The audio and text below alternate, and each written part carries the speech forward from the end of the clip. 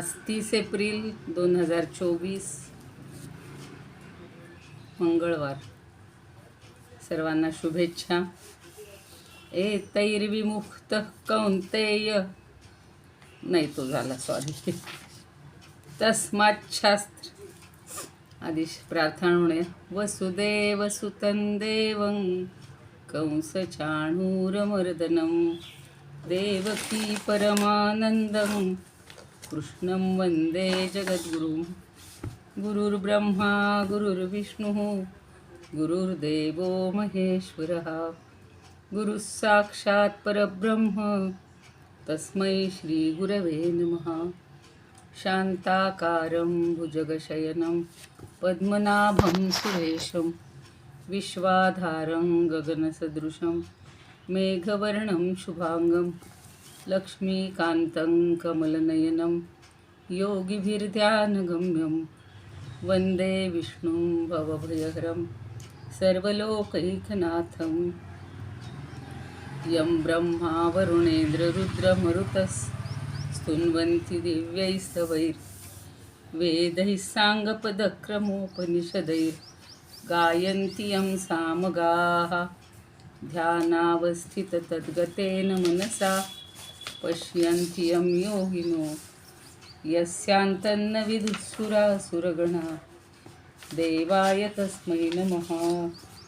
देवाय तस्मै नमः. जय श्रीकृष्ण. आपण काल 23पर्यंत श्लोक पाहिलेले होते की यः शास्त्रविधिमुत्सृज्य वर्तते कामकारतः न स सिद्धिमवाप्नोति न सुखं न परांगतिं. त्याच्यावर पल्लवीताईंनी प्रश्नही विचारलेला होता की जो मनुष्य शास्त्राचे नियम सोडून स्वतःच्या मनाला वाटेल तसं वागतो आणि मग त्याला सिद्धी मिळत नाही, परमगती मिळत नाही आणि सुखही मिळत नाही. म्हणून शास्त्रानुसार वागायचे. काही बंधनं आपल्या मनावर पाहिजेत, आचरणावर पाहिजेत. आणि म्हणूनच शेवटचा श्लोक आज आपण पाहणार आहोत. तस्मात् शास्त्रं प्रमाणन्ते कार्याकार्यव्यवस्थितौ ज्ञात्वा शास्त्रप्रमाणोक्तं कर्म कर्तुमिहार्हसि. तस्मात् म्हणजे म्हणून. संधी झालाय बघा. तच्या पुढे शास्त्रमधला श आल्यामुळं च आणि छ असे 2 जोडाक्षर आलेले तिथे. तस्मात् शास्त्रम म्हणजे तस्मात् शास्त्रम प्रमाणन्ते. तस्मात् म्हणजे म्हणून, ते म्हणजे तुझ्यासाठी. काय आहे? शास्त्रम प्रमाणम, शास्त्रच प्रमाण आहे. आणि पुढं म्हटलेलं आहे कार्याकार्य व्यवस्थितौ. हा एकच शब्द आहे. समासयुक्त संधी, आपलं समासयुक्त समास मोठा शब्द आहे. कार्य आणि अकार्य त्याची व्यवस्थितौ म्हणजे व्यवस्था करण्यासाठी. कार्य म्हणजे जे आपण केलंच पाहिजे, करणं योग्य आहे अशी जी गोष्ट आहे त्याला कार्य म्हणतात. आणि अकार्य म्हणजे काय? की जे करू नये, जे करू नये ते करणं, त्याला अकार्य म्हणायचं. काल एक मुलगा विचारत होता की कशासाठी हे मनाचे श्लोक नाही शिकायचे, आणि समाजात तर अशा रूढी परंपरा आहेत, मग काय करायचं. तर म्हणून त्याला सांगितलं की एक समर्थांनी वापरलेला जो मनाच्या श्लोकातला विवेक शब्द आहे तो कसा, तर चांगलं वाईट, योग्य अयोग्य. तसं आता इथं शास्त्र आणि अशास्त्र किंवा कार्य आणि अकार्य याच्यातला फरक कळला पाहिजे आपल्याला. त्याला विवेक असं समर्थांनी म्हटलेलं आहे. आणि त्याची व्यवस्था, व्यवस्थिती म्हणजे काय? व्यवस्था म्हणजे कर्तव्य आणि अकर्तव्य यांची व्यवस्था ठरवण्यास शास्त्रच कारणीभूत आहे किंवा प्रमाण आहे. आपण नाही कुणी ठरवू शकत. किंवा वैयक्तिक एखादा कुणीही असं स्वतःला वाटतंय म्हणून एखाद्या कार्याला किंवा एखाद्या गोष्टीला प्रमाण मानेल, हो हो असंच करायला पाहिजे. आपण एवढे मोठे नाही लागून गेलेले. जसे आता पूर्वीचे समजा संत होते, आचार्य होते, शंकराचार्यांसारखे वगैरे, किंवा मुख्य म्हणजे वेदांनी, शास्त्राचा अर्थ आहे सगळं वेदांनी सगळं सांगितलेलं आहे. म्हणून आपण 18व्या अध्यायाची सुरुवातसुद्धा पाहिलेली आहे की कशाला त्याग म्हणायचं, कशाला संन्यास म्हणायचं. आता आपण पुढे जाऊ त्यावेळेला पाहू, पण ज्ञानेश्वरीमध्ये आपण ते पाहतो आहोत. आणि म्हणून कुठली गोष्ट केली पाहिजे आणि कुठली करू नये हे आपल्याला समजायला पाहिजे. आणि त्याच्यासाठी आधार फक्त शास्त्राचाच आहे. पुन्हा एकदा बघा, तस्मात म्हणजे म्हणून, शास्त्रम म्हणजे शास्त्र, प्रमाणम म्हणजे प्रमाण, ते म्हणजे तुला, म्हणजे तुझ्यासाठी शास्त्रच प्रमाण आहे. आणि म्हणून तू काय कर, ज्ञात्वा शास्त्रविधानोक्तम कर्म कर्तुम इह अर्हसी. इह म्हणजे येथे, अर्हसी म्हणजे योग्य. म्हणजे ते शास्त्र जाणून, शास्त्रानं कशाला प्रमाण म्हणलेलं आहे ते जाणून मग तू काय कर, शास्त्रविधानोक्त कर्म कर्तुम इह अर्हसी. शास्त्रानं सांगितल्याप्रमाणे किंवा त्या विधीनं युक्त असं कर्म करणं त्याला योग्य आहेस किंवा पात्र आहेस. आपल्याकडं अर्हता शब्द वापरतो बघा, म्हणजे पात्रता. तसं अर्हसी, अर्ह धातू आहे म्हणजे योग्य असणं, पात्र असणं.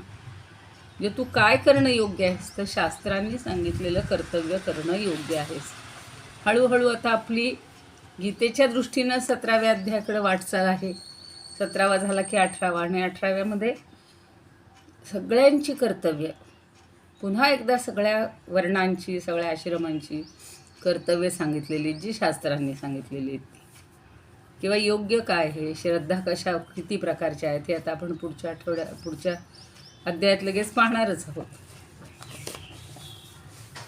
म्हणून तुला कर्तव्य काय आणि अकर्तव्य काय याची व्यवस्था लावण्यात शास्त्रच प्रमाण आहे. आणि हे जाणून तू शास्त्रविधीनं नेमलेलं कर्तव्य किंवा कर्मच करणं योग्य आहे. ओम तत्सदिती.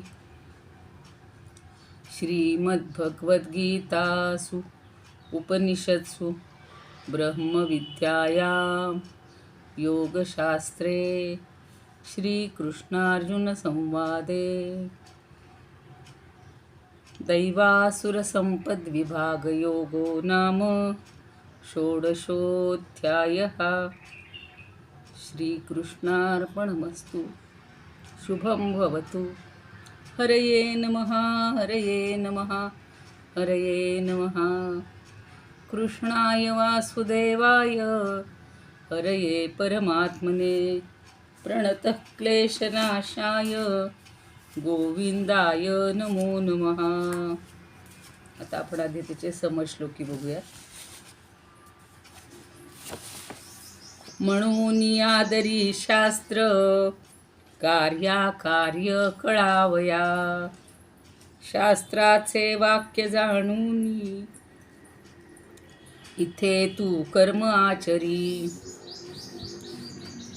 लोक हे तुकाराम महाराज म्हणतात, तस्मात उत्तम सच्छास्त्र जैसे साळंकारी वस्त्र. काय सुंदरशी उपमा दिली बघा. उत्तम सशास्त्र कशाला म्हणायचे, ज्याप्रमाणे साळंकारी वस्त्र, म्हणजे आपण नुसतं चांगले वस्त्र नेसून चालत नाही, तर सालंकार म्हणजे अलंकारासह ही वस्त्र नेसली तर त्याचं जास्त उठावदारपणा दिसतो. किंवा विष्णुनामे वक्र वैष्णवांचे रंगले.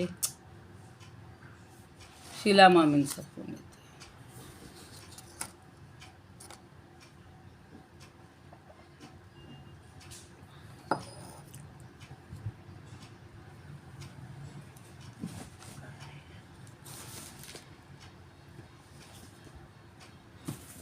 फोनच बंद पडला.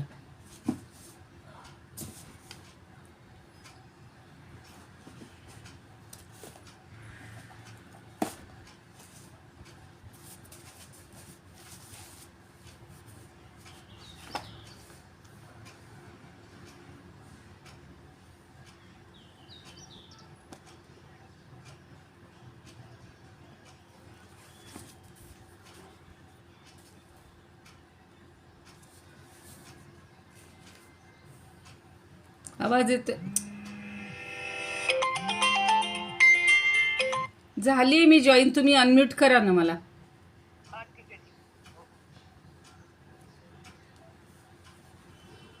नेमका फोन आला ना कोणाच तरी.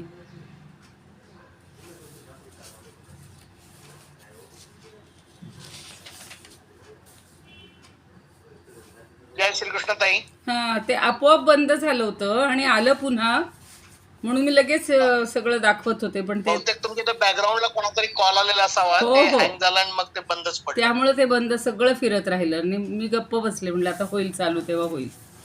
बरं, चालू द्या. चला, आपण समश्लोकी पाहतो आहोत. येतोय ना आवाज आता? आवाज येतोय ना? तस्मात् उत्तम सच्छास्त्र जैसे साळंकारी वस्त्र किंवा विष्णू नामे वक्र ताई वैष्णवाचे. तुमचा आवाज नेहमीपेक्षा जरा थोडा कमी आहे. ते आता झालं, बिघडलं काहीतरी त्याचं. आवाज नीट येत नाहीये. हो, मी तुम्हाला विचारत. बहुतेक नेटचा प्रॉब्लेम असावा हां, तुमच्याकडे. नेटचाच. आता मी आवाज मोठाच आहे माझा. येतोय का बघा, का अजून काय येतं? हो, नेहमीपेक्षा खूपच कमी आवाज आहे. पण मगाशी चांगला येतो. नेटचा प्रॉब्लेम असेल.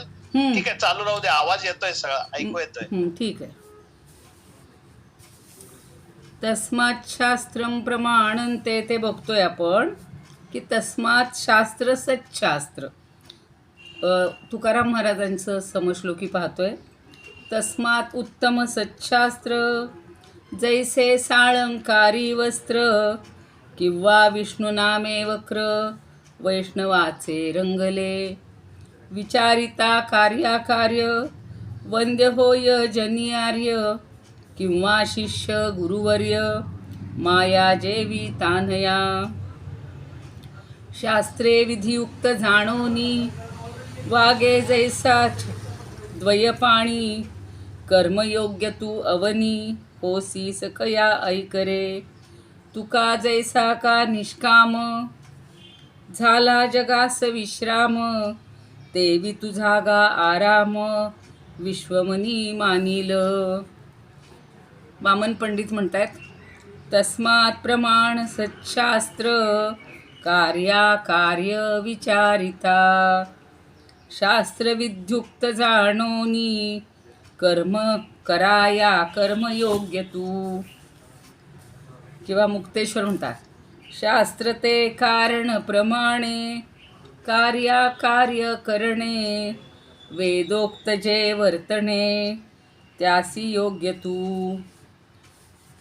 उद्धव चितघन म्हणून आहे, त्यांचं आपण फारसं वाचत नाही. शास्त्र पुढे दीप सोज्वळ लावूनी कृत्य अकृत्य बरे कळवावे. शास्त्र पुढे दीप सोज्वळ लावूनी कृत्य अकृत्य बरे कळवावे. टिकविले तरी राज्य ही टाकुनी घेवविले विष तत्पर घ्यावे. या विधीने जरी वर्तसी अर्जुन कर्मन लिंपसी मुक्त स्वभावे. आई कथा मग उद्धव चितघन संतजना विनती करी भावे. संतजनांना विनंती करतायत चितघन. ते म्हणतायत पुढे, गोखले म्हणतायत कार्यच साधाय शास्त्र प्रामाण्य केवळ युक्त शास्त्रविधी करवी जाणूनी योग्य होई तू. सेनापती बापट म्हणतात प्रमाण म्हणूनी शास्त्र कार्याविषयी गणी. कार्याविषयी गणी, गडी म्हणजे समज. कर्मशास्त्रोक्त जाणोनी करणे योग्य तुझला. नंदापुरे म्हणतात म्हणूनी कार्याकारी तुझला निश्चय करण्या शास्त्र प्रमाण कर्मच करणे योग्य तुझला जाणूनी पार्था शास्त्र विधान. हरिपंडित म्हणतात अकार्य हे कार्य असा विवेक. बघा, अकार्य हे कार्य असा विवेक शास्त्रे चिकी निश्चय होय देख. या लागी शास्त्रार्थ विधान आधी. या लागी शास्त्रार्थ विधान आधी. विचारुनी त्यावरी कार्य साधी. विचारुनी त्यावरी कार्य साधी. म्हणजे हे कार्य आहे का हे अकार्य आहे असा फरक आपल्याला कळला पाहिजे. समोर कधी कधी असे दोन पर्याय असतात की काय करावं, कुणाला वाचवावं. आता मागची इंग्रजांच्या काळातली काही उदाहरणं आठवत असतील तर बघा, अगदी एक तरुणी असते आणि ती धावत धावत बहुतेक विवेकानंद किंवा सुभाषचंद्र कोणाच्या तरी घरात शिरते. आणि त्यावेळेला हे येतातच सैनिक आणि इथं एक तरुणी आली आहे का, तरुणी आली आहे का, तर तिथं त्यांनी नाही सांगितलं. कारण त्यांना माहिती होतं की ही तरुणी निराधार किंवा आत्ता तिला मदतीची गरज आहे. आणि तिथं जर ते खरं बोलले असते की हो शिरली आहे ना आमच्या घरात आहे, तर संपलंच असतं ना, यांना येईन ते लाई. पण कधीकधी कार्य कुठलं कोणतं खरं खोट्याचा सुद्धा निर्णय हा असा कधी कधी करावा लागतो. किंवा असंच गाईच्याबद्दलही उदाहरणं सांगितलं जातं की बुवा गाय इकडून गेली आहे का, तर ते गाईला जे लोक पकडून हे करतात, अरे रामा तुमचा फोन देता का हो, अहो तुमचा फोन द्या, माझा फोन बिघडतोय सारखा, काही खरं नाही दादा आज. हॅलो तुम्हाला अनमिटची रिक्वेस्ट टाकली बस जाऊ दे, आज काही खरं नाही आहे, तीनदा बंद पडते. बघते मी, यांना मागितलंय फोन, नाही तर एक मिनिट, तुमचा आवाज खूप ब्रेक येतो. एकदा तुम्ही एक्झिट होऊन परत रिजॉईन व्हा बघू. हो, किंवा मग यांच्या फोनवर होते बघते रुपाली ताई. जमते. हो नाही या फोनवरून तुम्ही एकदा एक्झिट व्हा परत रिजॉईन व्हा, एखाद्याच व्यवस्थित होईल. बर, काहीतरी एरर येते हो, त्यात एररच दाखवतोय तो.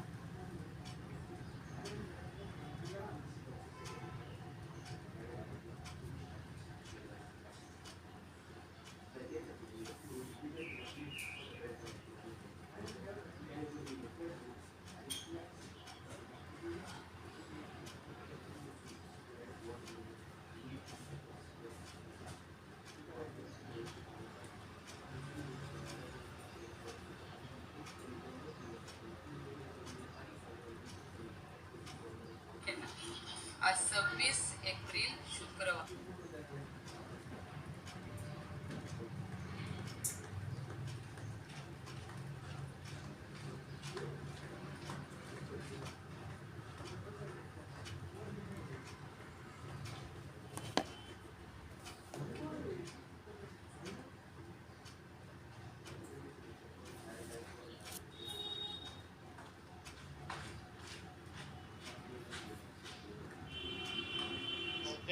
कडे नेटवर्कचा थोडा प्रॉब्लेम आहे.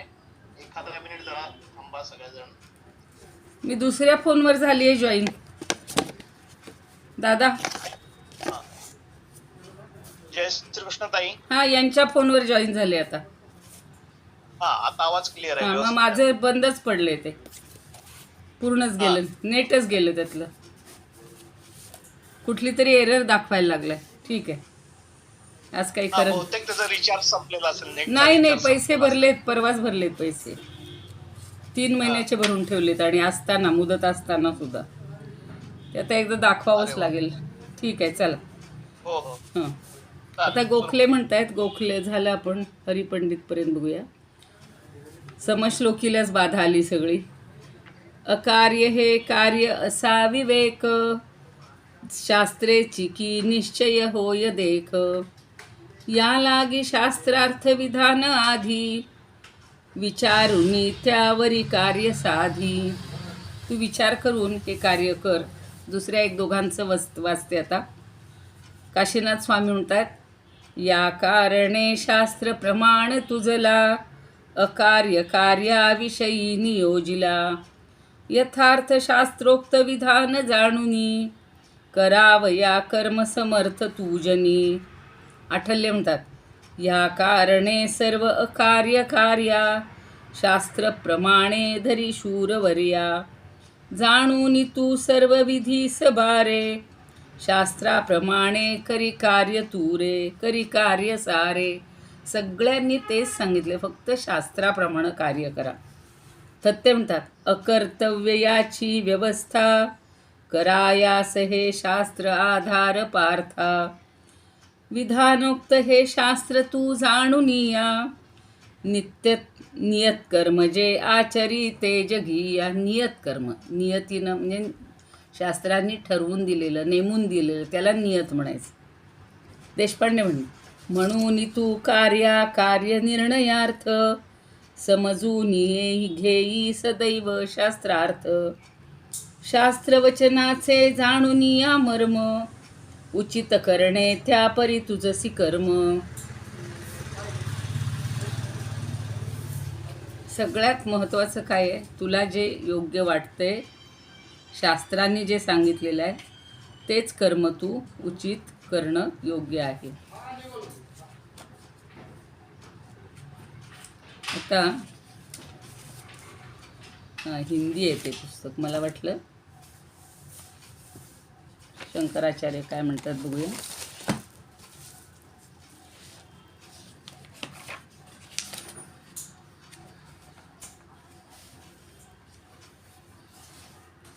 शंकराचार्य म्हणतात कर्तव्य आणि अकर्तव्य यांच्या व्यवस्थेमध्ये तुझ्यासाठी शास्त्रच प्रमाण आहे. अर्थात ते ज्ञानप्राप्तीचं साधन आहे. म्हणून शास्त्रानं सांगितल्याप्रमाणे असलेल्या गोष्टीला तू समजून घे. आज्ञा असे आहे, शास्त्राद्वारा जशी आज्ञा दिली जाईल की हे तू कर किंवा हे करू नकोस, हे शास्त्रविधान आहे. मी जे मगाशी सांगत होते की त्या तरुणीला घरामध्ये आश्रय दिलेला आहे, ती धावत धावत आलेली आहे, तिच्या मागं ते इंग्रज सैनिक पळत आलेले होते तिला पकडायला. आणि म्हणून त्या विवेकानंदांनी किंवा सुभाषचंद्र बोसांनी तिचा थांगपत्ता लावून दिला नाही. ते म्हणतात आमच्या इथं नाही आलेलं कोणी, आणि ती सुरक्षित राहिली.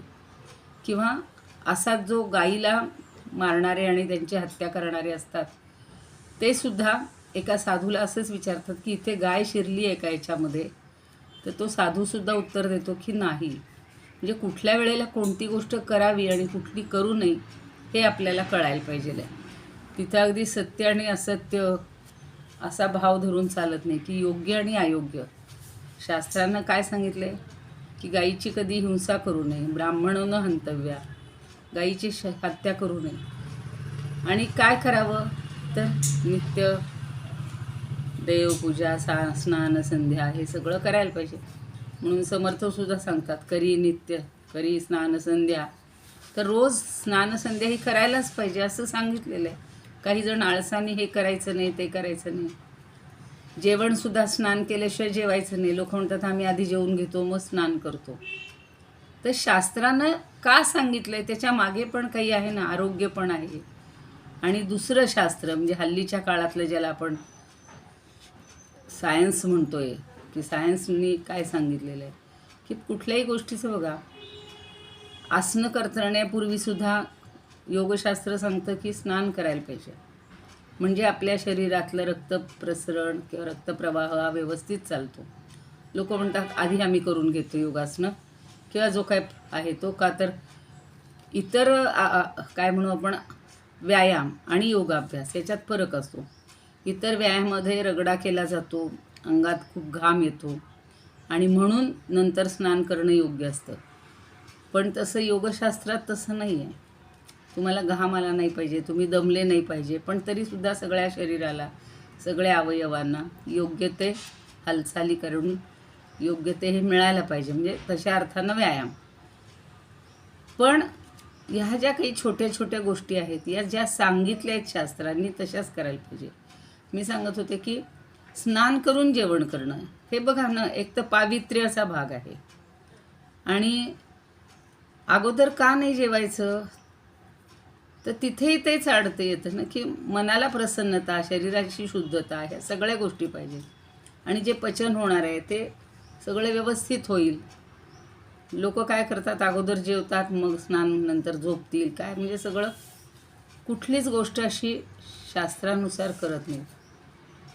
तर तसं न करता शास्त्राला प्रमाण मानून तू कार्य कर किंवा कर्तव्य कर हे सांगितलेलं आहे. कारण इह म्हणजे या भूमीवर किंवा या पृथ्वी तलावर तुला जे कर्म करायचा अधिकार आहे, शास्त्रानं जे सांगितलेलं आहे तेच तू कर. शास्त्रांनी हे जे करू नको सांगितले ते तू करू नकोस. आपल्याकडे सगळेच नीती नियम सांगितलेले आहेत आणि ते शास्त्रांनी सगळे, म्हणजे कुणाचीही हिंसा करू नये, कुठलीच प्रकारची शारीरिक, मानसिक, वाचिक किंवा भावनिक सुद्धा हिंसा करू नये. पण माणूस काहीच नाही, विचारच करत नाही, वाटेल तसं बोलतो, वाचिक हिंसा होते. मनातून तर किती जणांच्याबद्दल आपल्या मनात असे जर वाईट विचार येत असतील तर ती मानसिक हिंसा आहे.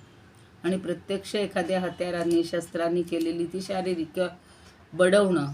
जसं आता काल परवा सांगितलं की समर्थांना हुरडा खाल्ला म्हणून त्या पाटलांनी इतका बेदम मार दिला, पाठीवर एवढे वळ आले.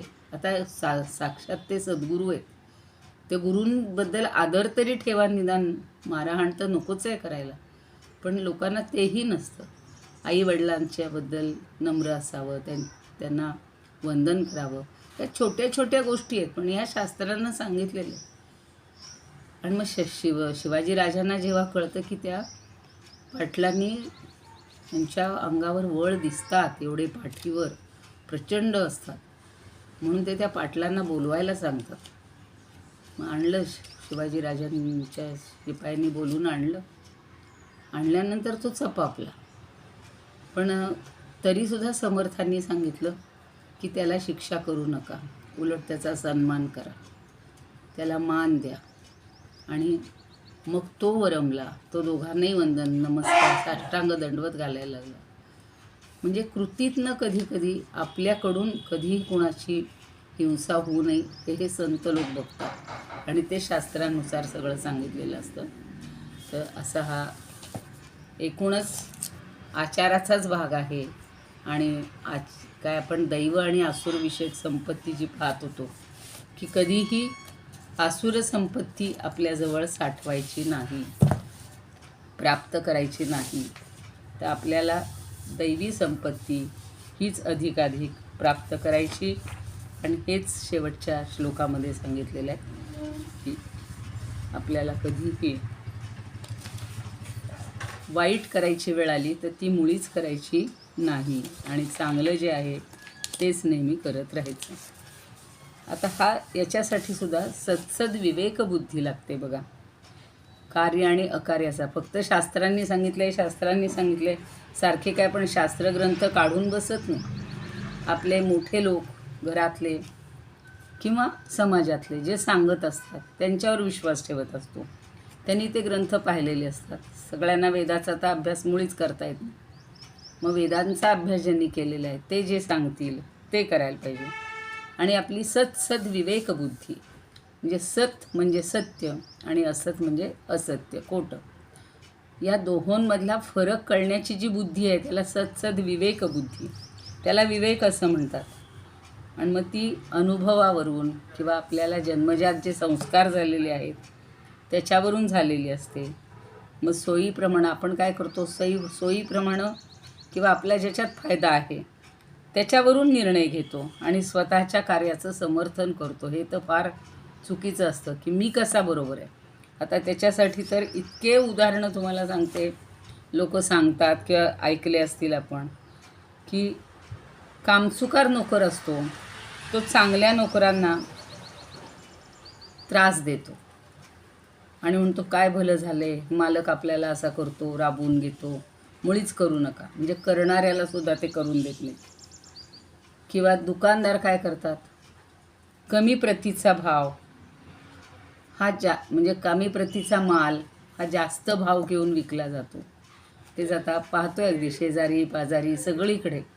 हल्ली व्यापार एक लोकांना उद्योग फार झालेला आहे. म्हणजे कुठून तरी परराज्यातनं स्वस्त वस्तू आणायच्या स्वस्त किमतीत आणि त्या आपल्या राज्यामध्ये ज्या दुर्मिळ आहेत त्या जास्ती भावाने विकायच्या आपल्या पोटासाठी.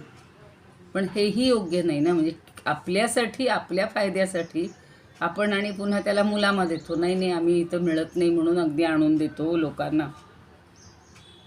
चोऱ्या करणारे, चोरटा व्यापार करणारे, सत्तेचा फायदा घेणारे, गुन्हेगारांना सोडवणारे वकील, नको तिथे ऑपरेशन्स करणारे डॉक्टर्स, किंवा मुलांना शिकवण्यात टाळाटाळ करायची आणि त्यांना ट्युशनला या म्हणून सांगायचं किंवा ट्युशनचे पत्ते द्यायचे, म्हणजे त्यांचं पुन्हा त्यात काहीतरी कमिशन.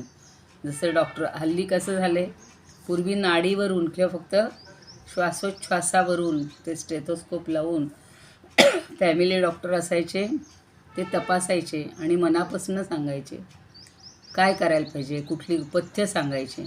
आता ते नाही झालेलं. डॉक्टरकडं पहिलं गेलं, ब्लड चेक करा, युरिन चेक करा, अमकं चेक करा, थोडंसं काही दुसरं शंका आली की सोनोग्राफी करा, मॅमोग्राफी करा. म्हणजे जिथे आवश्यक आहे तिथे करायला पण पाहिजे, पण अनावश्यक या प्रत्येक गरिबाला किंवा सामान्य माणसाला इतकं लुबाडणं किंवा बुडवणं किंवा फसवणं, शास्त्र आणि अशास्त्र किंवा कार्य आणि अकार्य यातला विवेक हा आपल्याला करता आला पाहिजे. तर हा नक्की सगळ्यांनी. आणि कष्ट करून पैसा मिळवण्यापेक्षा एका मिनिटात जर पाकीट मारलं तर हजारो लाखो रुपये मिळतात. तर अशी मग मेहनत कशाला कोण करेल, अशी भावना पसरत चालली. म्हणून कार्य म्हणजे काय आणि अकार्य म्हणजे काय हे माणसाला समजलं पाहिजे. प्रामाणिकपणे मिळवलेले 5 रुपयेसुद्धा मुलाचे आहेत आणि अप्रामाणिकपणे मिळवलेले लाखो रुपये हे निरुपयोगी आहेत. म्हणून त्या लोपामुद्रा आणि अगस्ती यांच्या कथेमध्ये वेदात सांगितलं आहे बघा. आता त्या अगस्ती ऋषी होते, त्यांना स्वप्नात पितर आले आणि ते म्हणतात की आमच्या तृप्तीसाठी तू विवाह कर. आपल्याकडं असं असतं ना, पुत्र असेल म्हणजे पुढची परंपरा चालू राहायला पाहिजे ना, त्यांना हे देण्यासाठी, तर्पण करण्यासाठी वगैरे.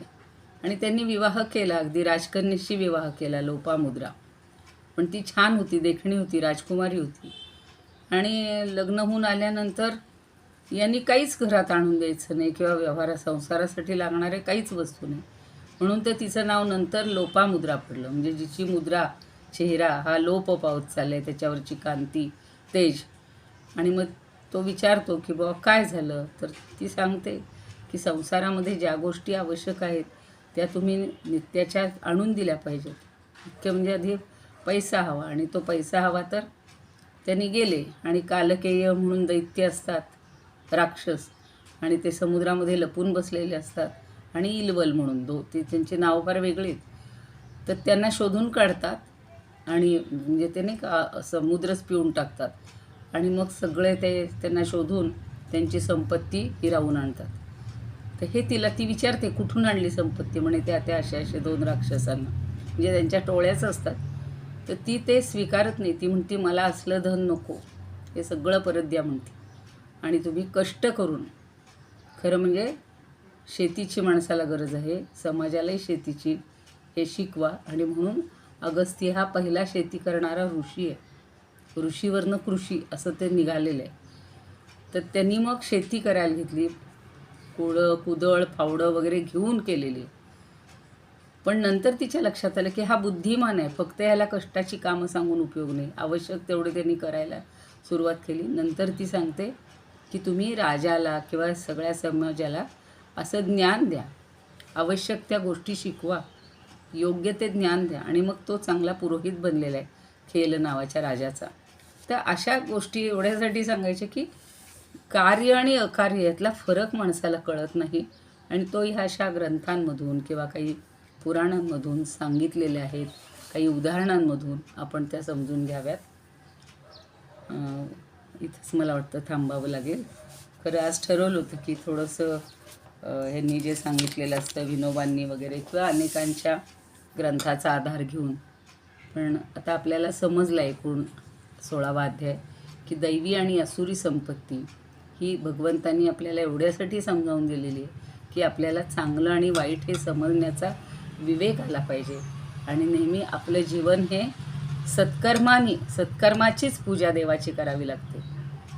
वाईट कर्म करून देवाची पूजा होत नाही. म्हणजे तुम्ही नुसतं साहित्य आणलं भरपूर आणि पूजेसाठी भरपूर योजना केली, सजावट केली, पण वाईट मार्गानं जर तुम्ही ते करत असाल तर ती देवाला पूजा आवडत नाही. म्हणून चांगली कर्म, सत्कर्म करून, लोकांच्या उपयोगी पडून जे आपण करू तीच दैवी संपत्ती आहे आणि त्या दैवी संपत्तीचा उपयोग किंवा अधिकाधिक आपण स्वीकार करायला पाहिजे.